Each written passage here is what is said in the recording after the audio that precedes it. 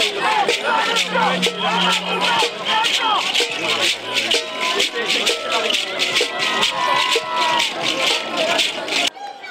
nous sommes devant le conseil départemental de l'éducation nationale aujourd'hui, rassembler les parents d'élèves, les élus, les personnels de l'éducation nationale pour protester contre la casse de l'école publique dans notre département. Cette année encore, nous verrons dans le département de la Somme pour la rentrée prochaine 75 postes de supprimés dans les écoles, ce qui implique une fermeture de classes dans 70 écoles. Nous verrons également 10 postes d'enseignants dans les collèges supprimés, des postes d'enseignants dans les lycées également supprimés. Et donc nous ne lâchons rien, nous voulons continuer à maintenir notre désaccord avec cette politique qui casse l'école publique, qui remet en cause les conditions d'études et les conditions de travail des personnels dans les écoles, les collèges et les lycées. Et c'est pour cela que nous sommes présents devant le conseil départemental de l'éducation nationale aujourd'hui, ce matin. La mobilisation va continuer. Il faut qu'ils entendent à Paris la colère dans notre département qui s'exprime contre leurs mesures prévues pour la rentrée prochaine. Et donc, avec détermination, nous allons continuer la mobilisation de manière à leur faire ravaler leur suppression de poste.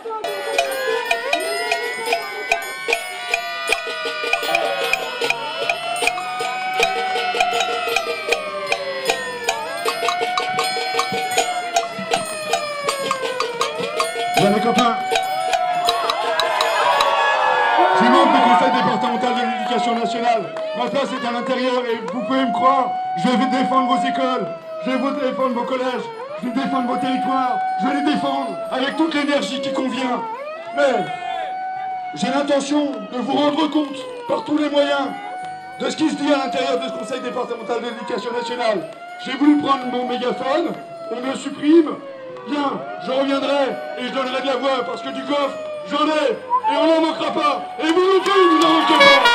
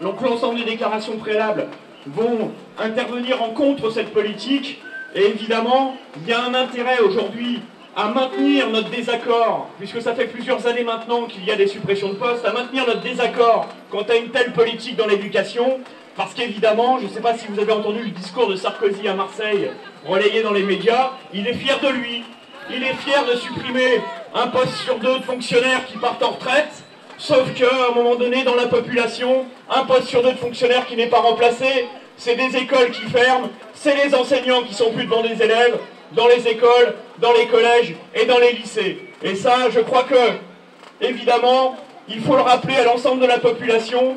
Je sais que nous sommes mobilisés ici, les élus, les parents d'élèves, les personnels, les représentants des personnels, mais il faut le rappeler dans l'ensemble de la population. La politique de non-remplacement d'un fonctionnaire sur 2 partant en retraite dans le pays, c'est la mort annoncée du service public et c'est en tout cas la mort annoncée d'une école de qualité, d'une école publique de qualité pour l'ensemble des enfants de ce pays.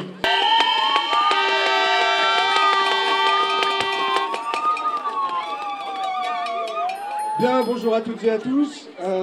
Déjà, félicitations, merci d'être venus nombreux, merci à tous les parents d'élèves. Merci aux responsables syndicaux, aux élus. Moi, je suis Jean-Christophe Loric, conseiller général du canton de Conty. Avant d'être conseiller général, je suis avant tout parent d'élèves. Bah oui, parce que on a des élus de plus en plus jeunes et on a des élus qui ont maintenant des enfants qui sont scolarisés dans les écoles. Moi, j'ai commencé mon engagement politique un peu comme vous là. Il y a 2 ans, je me battais contre une fermeture de classe au RPI Vers-sur-Selle, Bacquel, Plachy, Prouzel. Et à force de faire du bruit, à force de se faire entendre, ben on a eu gain de cause. Ça m'a donné envie de continuer. L'année d'après, je me suis présenté au conseil général, j'ai été élu grâce aux parents d'élèves notamment. supportait pas les mesures de fermeture de classe dans tout le canton. La première chose que j'ai fait dans mon canton, ça a été de porter plainte contre le recteur. Parce qu'à Leuilly, je ne sais pas si vous vous souvenez l'année dernière, à Leuilly, on a eu la bonne idée de faire une extension d'école. On a construit 2 classes nouvelles, 500 000 € de travaux, argent public, votre argent, mon argent, 500 000 € de travaux. Et la même personne qui avait autorisé et cofinancé les travaux, à savoir le recteur d'académie, a décidé 6 mois plus tard, alors que les travaux étaient en cours, de fermer une classe. Donc ça, c'était...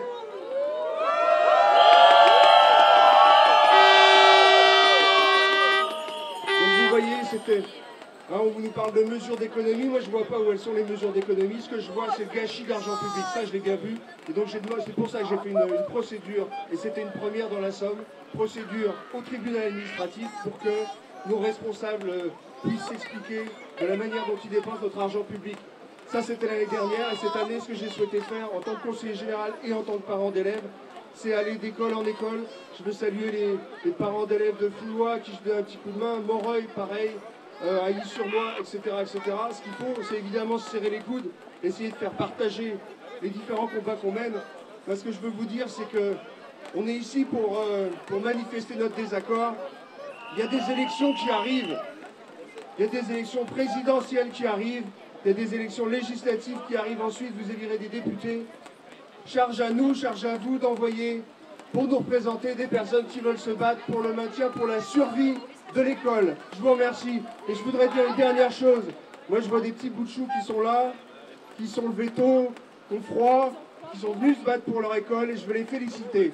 Bravo à vous, les enfants. Bravo.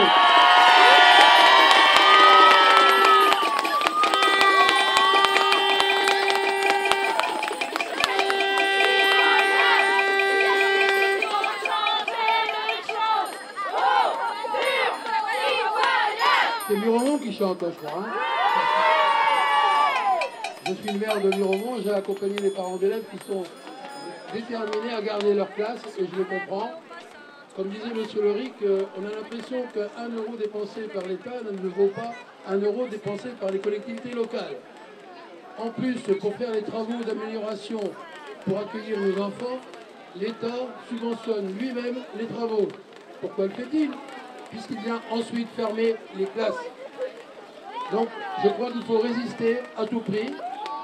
Je vais demander quand même à tout le monde d'applaudir les personnes qui sont derrière nous et qui participent silencieusement à la manifestation. Surtout, messieurs, n'empêchez pas le CDEN de venir nous annoncer des bonnes nouvelles, car nous espérons bien que les nouvelles seront bonnes. Merci beaucoup.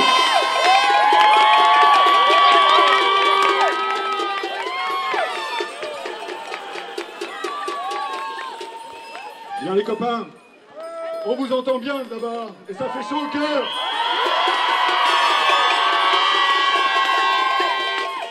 Alors les débats n'ont pas vraiment commencé encore, donc il y a eu un long point d'ordre sur qui avait le droit de siéger à l'intérieur du Conseil départemental de l'éducation nationale. Notre posture à nous, c'est de dire que chacun d'entre vous devrait avoir le droit de siéger à l'intérieur du Conseil départemental de l'éducation nationale.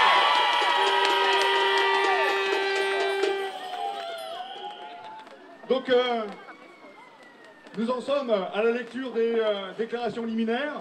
Le SNSA, la FSU et Force ouvrière ont d'ores et déjà eu le temps de lire leurs déclarations. D'autres sont à suivre, celle du CFDT et celle de la FCPE, sans doute celle de la PEP aussi. Donc voilà, on en est dans cette première phase du Conseil où on exprime des idées générales, mais le détail de l'étude finalement de la carte scolaire n'est pas encore entamé, donc les débats risquent d'être longs et houleux, et on compte sur vous encore une fois pour nous mettre voilà, du cœur au ventre et la rage au cœur pour défendre au mieux effectivement vos écoles. Oui, on vous entend.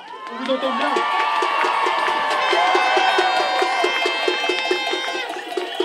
Pour Force ouvrière, j'avais demandé qu'on passe à l'examen immédiat des mesures de fermeture de classe dans le premier degré.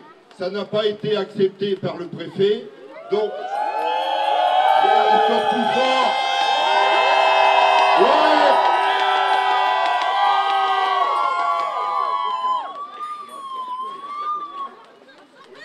Alors, après les déclarations préliminaires, devrait y avoir une réponse de l'inspecteur d'académie. Je pense que ça va encore durer une demi-heure, trois quarts d'heure, voire une heure, de passer tout ça, de passer tous ces points-là. Ensuite, on va avoir droit à un PowerPoint. Et en fait, c'est toujours le même film qu'il nous passe. Alors, peut-être qu'on pourra aussi demander à ce que ce PowerPoint soit zappé. Pardon pour la prononciation, je ne suis pas très bon en anglais. Et ensuite, simplement, sauf si le PowerPoint est zappé, on passera à l'examen des mesures de carte scolaire. Donc on entrera dans le vif du sujet, mais il se pourrait très bien que si l'ordre du jour est respecté par le préfet, que ce soit assez long. Donc on défendra bien entendu au mieux l'ensemble de toutes les mesures de fermeture de classe prévues dans le département.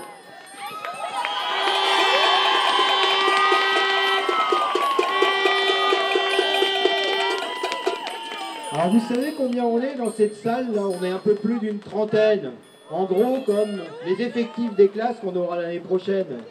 Et dans cette salle de classe, dans cette salle de CDEN, pardon, on a un petit peu de mal à se déplacer. Donc on ne s'est pas privé du plaisir de faire remarquer que les conditions dans lesquelles se tenait ce CDEN étaient un petit peu les conditions dans lesquelles nos élèves et les enseignants travailleraient l'année prochaine à la rentrée si rien ne changeait.